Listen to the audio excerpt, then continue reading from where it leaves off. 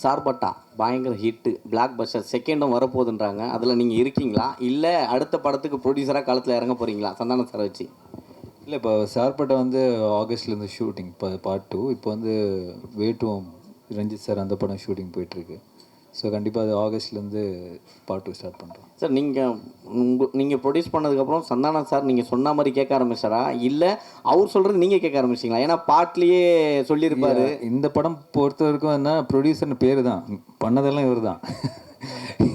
ஏன்னா அதான் நான் சொன்னல, ஃபஸ்ட் டே ஷூட்டிங் போய் அந்த செலவு லிஸ்ட் எடுத்து பார்த்தேன். டேய், உண்மையான கப்பலில் ஷூட் பண்ணாலும் இவ்வளோ செலவாகுதுடா அப்படின்னு சொன்னேன். பட் நான் அதாவது சொன்ன மாதிரி இந்த படம் அப்படி எடுத்திருந்தா தான், இப்போ நீங்கள் அந்த குவாலிட்டியாக எடுத்திருந்தா தான் அது அதோட அவுட்புட்டு அது தேவைப்படுது.